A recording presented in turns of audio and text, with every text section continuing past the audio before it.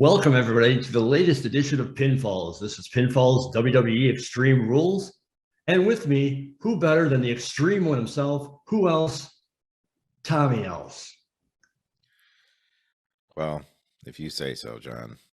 I may not be extreme in the ring, but I suppose I can be extreme in other ways. So You're sure, extreme, my friend. I'm sure there's a few things you think I'm an extreme at. So Well, how about you're just an extremely good friend? there you go. There you go. Well, so I'm excited. You're an all right friend. So thanks. I appreciate that right from the heart, man. Right. So we got Extreme Rules. Let's just jump right into it. We got our first match. We got a match. We got the Brawling Brutes. I have to read this, which is Ridge Holland, Butch, and Sheamus versus Imperium, which is Gunther, Ludwig Kaiser, and Giovanni Vinci. I like the dynamic. I like the two factions. I like the you got all the Irish brawlers versus the UK guys and stuff. So, if I may interrupt, it is also an old-fashioned Donnybrook match. Go ahead. And explain to people the stipulations on what that means. I think it's just like the Jim Ross. It's just going to be a slobber knocker. And right. But Donnybrook seemed to indicate that scene leans more towards the Brutes, the Irish. But I could be wrong. I believe you're correct, and I think that that's their angle as to why they're going to win this, because this is right up their alley. This is their specialty, and they don't suspect that Imperium could hang with them in that. It's been interesting to see how Sheamus's faction has come about, and it's weird because they seem to struggle more than anything, in spite of increasing numbers and things like that. If I'm reading this right, I'm actually going to be going with Imperium on this one, and beat them at their own game. Because I think one of the weak points with Sheamus's group is that they've got a overconfidence, and especially if you put them in this situation where, like you said, the match itself, the name is geared towards something. It's the Irish side, so they're going out with a lot of confidence and a lot of bravado, and Imperium is like a stone wall. I mean, they're not just in their power in wrestling, but I mean, even in their looks and their faces. I mean, like, they could just care less what kind of match this is or whatever it is. They are there to kick somebody's ass. I mean, I am a fan of Imperium. I do like Sheamus's gimmick too. I like that, but I'm a fan of Imperium, and I think they'll hold their ground. Sheamus is when all is said and done, he's going to have had a very nice career. He's already an underrated career. The guy's already, I mean, he's had a million different gimmicks or things that he's been a part of, variations of himself. His tag team run with Cesaro was a real big deal. And then even he and Drew McIntyre, had a good run with each other. He's been a champion before. There's a lot of things that he's done and gimmicks, and he was in what was it with all the guys that what was it? I know that's a real help. The Core. I think it was the Core. Oh, yeah. I mean, it's like, not that was like, a high point in his career, but it's just, there's so many chapters to what he's done. So he's going to be like a Kane light, when all's said and done. He's going to be a good company man. Never a huge threat to be a dominant champ, but always kind of floating around that scene. With all that being said, though, they're going to lose. The Brutes are going to lose to Imperium for all the same reasons you said. I think Imperium needs the win more. I think they need the strength of the win to carry them a little bit. Sheamus and his boys could shrug it off without a problem, because they'll deliver a beat down, and that'll be their victory, and that's it. Right. Yeah. Yeah. For them, that means more to them than an actual check in the winners column. So we agree on that. So the next match we have is a inside the fight pit where Daniel Cormier is a special referee. We got your boy Riddle yep. versus Seth freaking Rollins. Yeah. Well, I feel like this is it. This is the final match. This is why they're doing it in the fight pit. We were talking off camera about it, and I feel like they just keep trying to find new ways to shape that cage into something else, or do something different with it. I mean, I guess they did use this before on NXT, but it's our first time seeing it in a WWE setting, and they, bringing in the UFC ref, given the nature of the fight itself, and given the path of the storyline, I am going with my guy, Matt Riddle. Well, as much as I hate to agree with you and I hate to pick him, I also think it's going to be Riddle. As we were discussing pre-show and we've discussed in the past, Rollins doesn't need the win. Rollins can shake it off and just basically say, I don't care, and move on to his next feud. The win, this should be the end of it. And as much as I like this feud, and I actually have not minded Riddle within this feud, but it's got to end. And well, you after you go to the pit, where else could it go? Exactly. Like, no, this has to be it. This has to be the blow off match. And if you've been able to stand Riddle a little more lately, it's probably because he's been more serious. He's been more, I mean, his whole thing. Yeah. Well, I don't know if it's a credibility thing, but I mean, but yeah, I guess so. But he has been really laser focused on getting after Rollins, and so he's not joking around as much and stuff. But that's what's great about a character like that, though, is that when they are silly a lot of the time, it means so much more when they get angry and they are on a mission to go after somebody and they ain't telling jokes anymore. It's that dichotomy really helps put some stank on it for you. You know what I mean? But the problem with that, though, then when he's done with this feud, if he kind of isn't as serious in the next feud, then what does it say about that one? Like he's gotta up his game and be a little more serious overall. But it needs to be an attraction. It needs to be something. Because here's the thing: he's still in that other role of being silly and everything. I mean, he got all the way to being a tag team champion and doing all and being as silly as he ever was.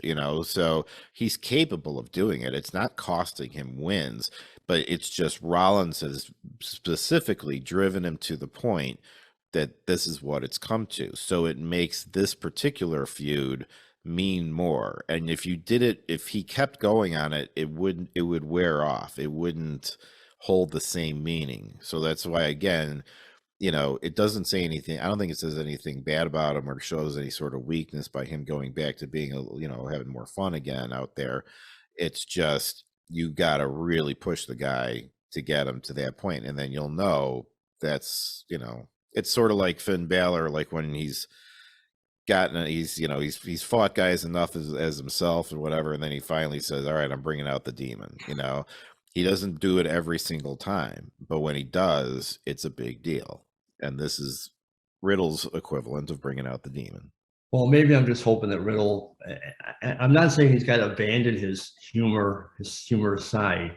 I'm just saying, hopefully for me at least, to like him more or like him consistently, he takes a little bit more of a serious persona in the ring.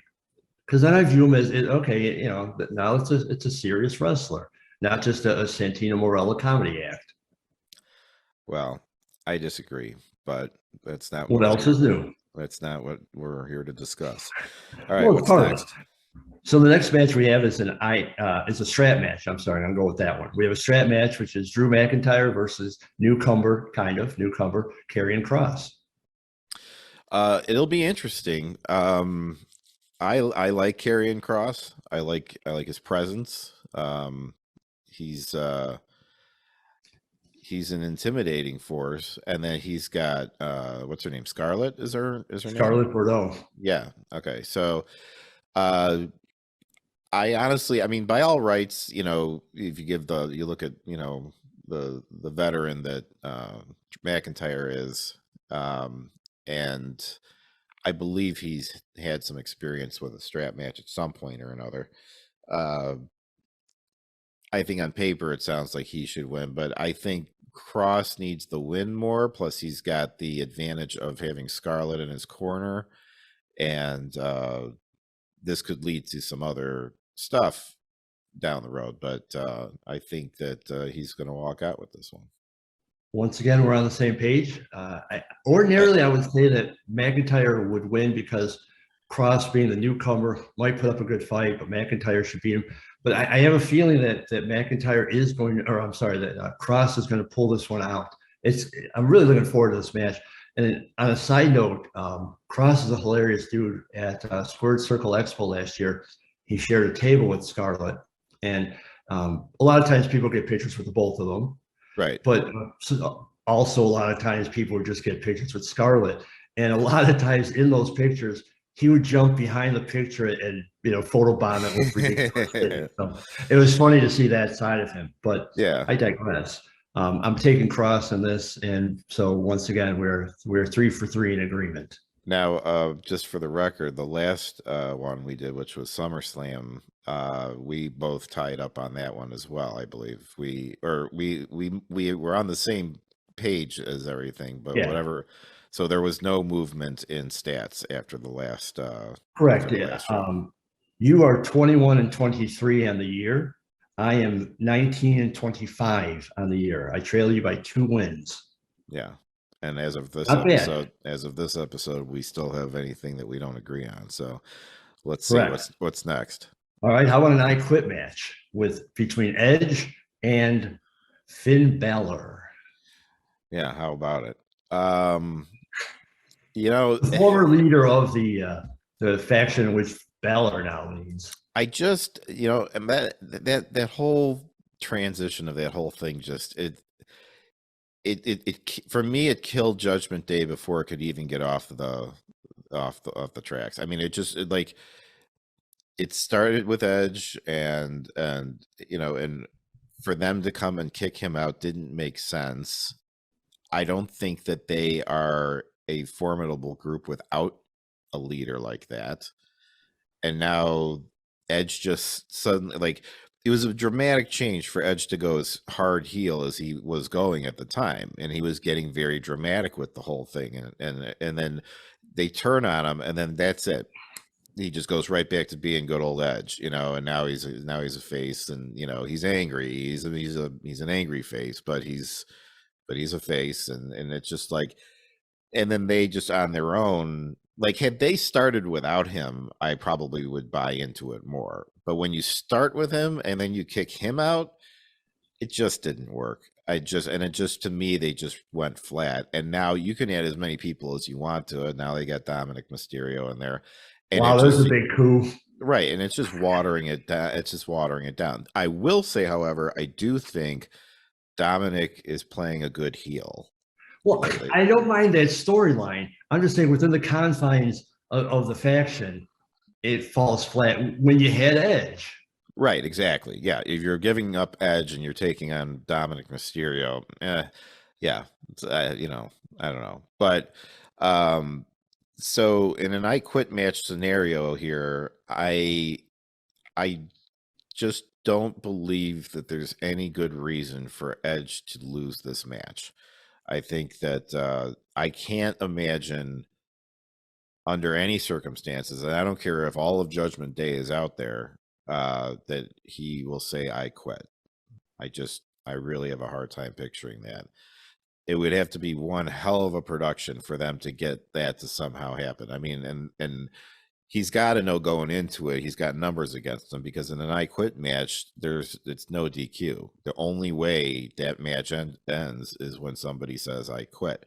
So by all rights, the rest of Judgment Day can easily come out there and be part of that match and influence it. So I would hope he's got at least Mysterio and, you know, maybe a couple buddies in the back or someone watching him. But either way, however it shakes down, if I'm a betting man, I'm going with Edge.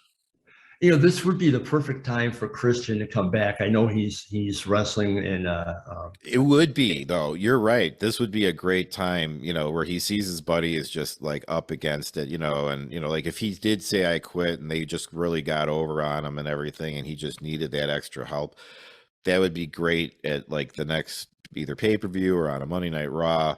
He's taking a beating and like Christian comes running down to the ring or Or it could something be in like this that. one. Yeah, it could be, yeah, but I agree though. That would be a lot of fun. That would be a lot of fun, and everyone would not only would they pop it, it would be such a great way for Christian to work his way back into the WWE because he'd be getting a real big, welcome back by doing that. So, But good idea. They are working with AEW on a few different things. Is it Yeah, possible that he might like to me that would be so cool. That would be a huge unexpected pop. yeah. Even if it's just a one-time thing, it would make sense that he comes back. Because I can't think of anybody else that was with Edge that would, Right. Yeah. Well, that's the thing is he doesn't, I mean, Beth Phoenix, she could come back and take care of Ripley.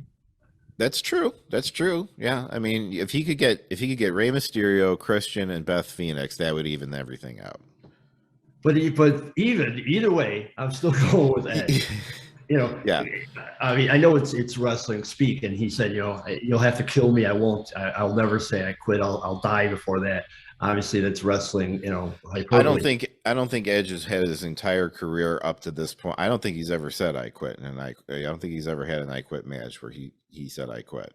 I could be wrong. I just could be wrong, but I don't think that you're going to take this veteran out who's still in tremendous condition, and can still roll with the best of them. That they're going to give that honor up. I mean, not that Finn Balor wouldn't be deserving, because I am a fan of Balor, but I don't think right now is the time to do something like that. Yeah, the faction is weak. It'd be better if it just disbanded and they all went their separate ways. And so I'm kind of hoping, because I liked them individually. I mean, yeah, I wasn't a huge Damian Priest fan, but I liked him enough. I certainly like Balor, and I really liked Rhea Ripley. But which is funny because they're all people I like, but it's just when you put them together in the way that they are in the context that they're in, it just somehow doesn't work. It just doesn't. Not for me. Well, the Edge part, no pun intended, took the edge off the group. Yeah. That just seemed real clunky and completely against what they were building. Well, I feel like they made a left turn. Like, I feel like that was not the original plan. I mean, they put way too much into building Edge up that way, getting him that look, getting him that entrance, all that sort of stuff. Something happened where they had to pull him out of it or something. But, at that point, you're better off just like, well, if the gimmick can't go off, then we just stop it altogether. They've certainly just cut things off before without explanation. So, yeah, but I guess they wanted to give these guys a chance to try to make it work on their own, but I don't feel like it's working. Not working for me. So. But what is working for me, nice segue there, is we have a women's Extreme Rules match between champ Liv Morgan against Ronda Rousey. Yeah. I'm dying to hear what you have to say about this. I say Liv Morgan all the way. Why? I don't think that there's any. I think Liv still has a little bit of life left in her on this title run. I think a win over Rousey really helps give credibility to this run. Again, like we've talked about in the past, the crowd is just so wishy-washy with Ronda Rousey that even if she wanted, they'd turn her heel right away, because the crowd is more against her than they are with her, in my estimation. And what do we do with a heel Rousey right now?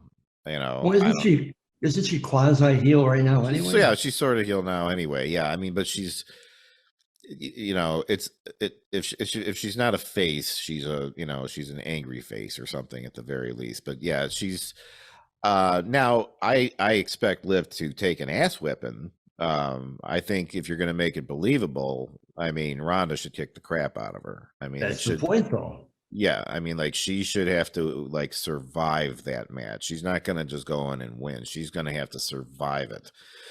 But that's something that Liv is good at doing, is selling and playing that part. So I think right there, you've got someone who's good at giving the ass kicking, and you got someone who's great at taking one, and all she's got to do is find that one moment that she can capitalize on and get the pin.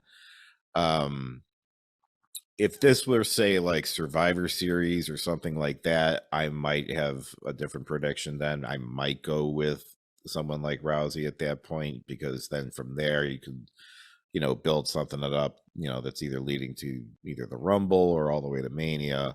But for Extreme Rules, I'm going to say Liv will survive another round. I don't know how much longer she's got with the belt, but there's a lot of fans that are very happy to see her as the champion right now. So, and right now, I think keeping the fans happy is a very important thing, with the change in management and some of the stuff that's going on behind the scenes. So, I think she can have it for a couple more months or so, and then we got to get serious and get down to business and get it on someone. Well, I kind of think this is leading to getting serious and not necessarily putting it on someone else. I think that having her face Rousey, because this match is built for Rousey. Rousey should dominate this. Rousey should win. Yeah, by all rights, she should win it. Yeah. So for Liv to win by whatever means she does, right, it will build her stock and make her, because she needs to be a credible champ. She needs to. That's what I'm saying. Something missing right now. Yeah, I agree. No, you're right. There is something missing, and I agree. And this is, and like I said, she may take an ass whipping, but I mean, if she can survive it, that's still enough to get more credibility and be able to, say that she survived it and she still managed to get a pin or whatever.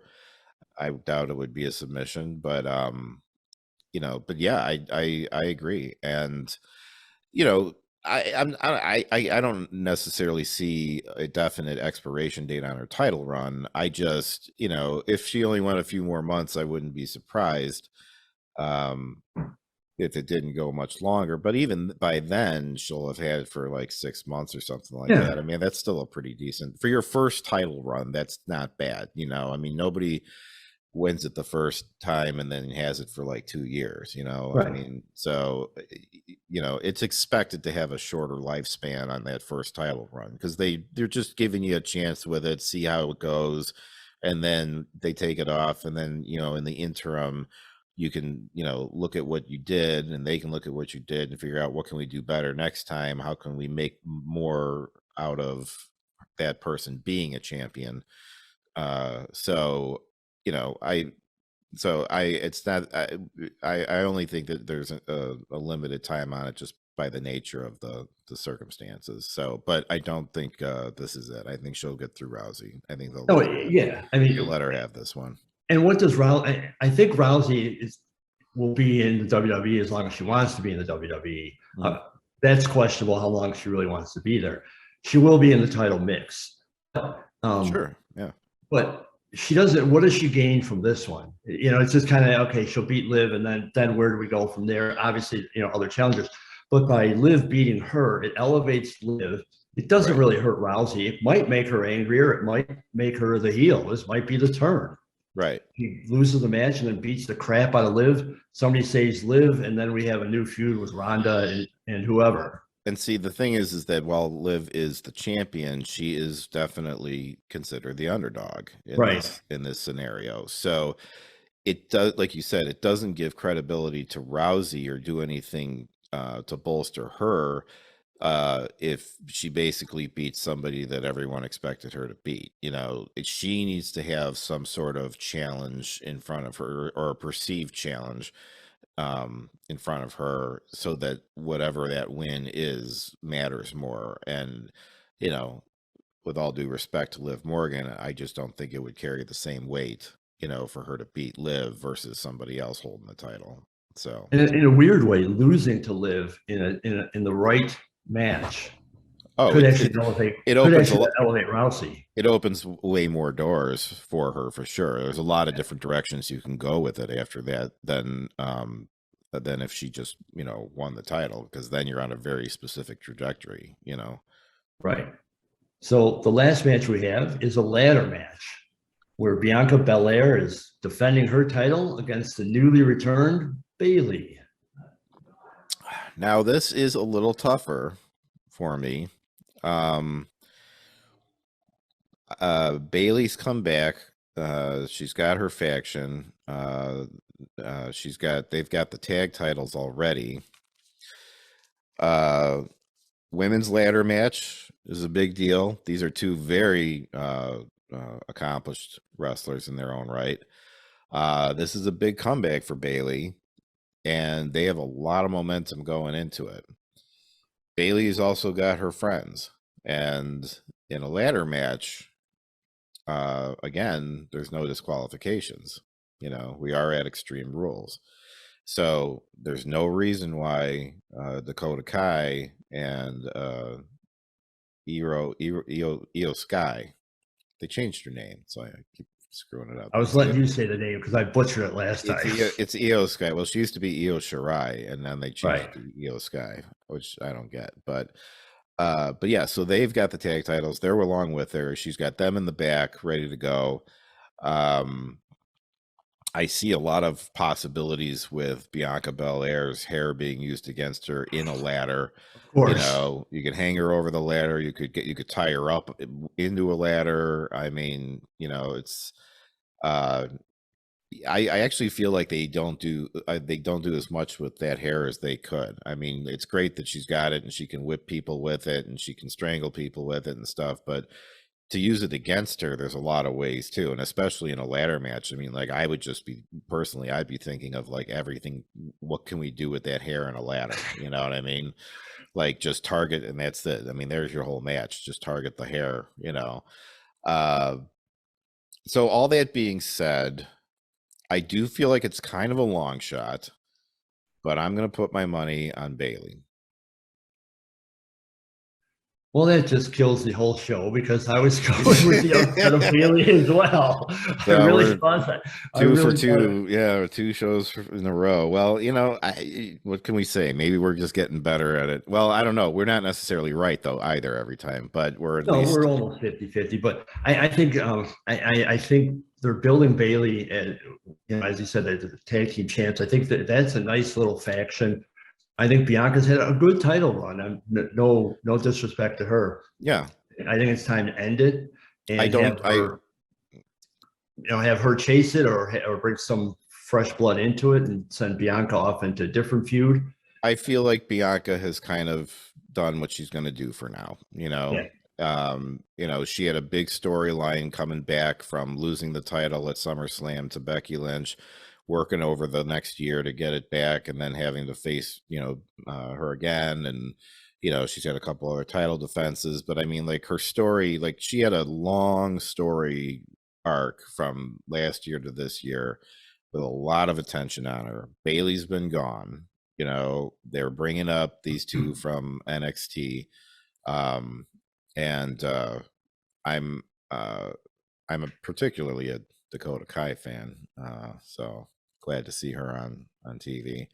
But yeah, no, I just think they've got a lot of momentum. They are a good faction. I think Bayley is doing a good job as the leader and as a heel. I think she actually looks like she's in better shape than she's been in a long time. I was going to say that. I mean, she looks... At first, I wasn't quite sure, and then I saw her like in the right outfit, and I was like, "No, she's looking pretty good. She looks pretty good." So, I feel like Bayley still is finding her footing on the heel thing, but she's really close. I feel like she's really close. There was a much bigger gap a long time ago when she was doing it, and it just was very hard to buy into. But she has slowly closed that gap, and it's not quite there, but it's really close. And especially in this match, you might say she's a hair away. Man, just brought the show to a screeching halt right there. Any other thoughts on the show in general, the card? I think it's a great card. I'm actually looking No, I forward to it. I think the matches look good. I think it'll be a good show. I will definitely be watching. I'm looking forward to it as always. Well, you'll be out of town, won't you? I'll be in New York. That's right. But yeah, no, I will be watching. I will be very curious to see how it all shakes out. And yeah, man, it's some good stuff. Well, I'm a little disappointed I won't be able to catch any ground with you, but I will stay even with you, or stay on pace with you, I should say. Yeah, one way or the other, whether we're 0-5 or 5-0, one way or the other, we'll be on the same page still. So that's okay. That's all right. It's it's strange. Like it's a marathon, not a sprint. Oh, so. yeah, I've done 25 marathons, pal. So watch out. But it's funny if people are really paying attention, and God love them if they are. It's very strange that we make a lot of the same picks. So that either says we're on the same page, or WWE is predictable. I don't know what it says, but I mean, I do make my picks ahead of time, so I'm not going off of what you say. And I thought we were going to have. I don't have anything here either. I'm just going off the top of my head, off of what I've, just how I feel about what I've seen and what I know about the match. So I thought for sure we were going to have. I really thought we were going to have about half different. I saw you going with Bianca. I saw you going oddly with Rollins. And I thought you might go against Edge in that match too. No. Yeah, I mean, there is, like the Edge thing is almost a tough one to call, but I mean, at the same time, I just feel like it would be doing a huge disservice to the guy and doing nothing for him or for Balor. So but that's kind of the story of this whole card. I think a lot of the reasons why I picked certain winners was it just looked like it didn't make sense the other way. It would do a lot more for this guy to win or woman to win. Now the thing that what does throw us off and is where we typically are wrong about a match is just some real wild card thing that they throw in that is, I mean, we're looking at so and so versus so and so under these circumstances. Here's what we think. But let's say there's outside interference, or the Undertaker, the lights go out and the Undertaker's in the middle of the ring. Well, we couldn't have accounted for any of that, So maybe we were off on those ones. But it usually takes something really out of left field like that to throw us off a match there. So that's why we do. I don't mind that we're tying up. I think it's good. I think that we're on the same wavelength as far as how this goes. And then when we do see, again, this is like getting back to the whole Rousey. No, what's his name, my guy, Riddle, getting back to the Riddle thing, and that on the times that it does come up or we have a difference, it'll mean more. There you go. So and on that little happy note, I think we should end this. All right. Yeah, I agree. End this. Make it stop. Make it stop. So everyone should check out Extreme Rules on the Peacock Network this weekend. See how you do. Make your picks against ours. For the Johngy podcast, for the Everyday Fan Sports, I've been with who else but Tommy else. I, of course, am John of JohnGP.com. Thank you for listening. Enjoy the show. Peace out, Tupac.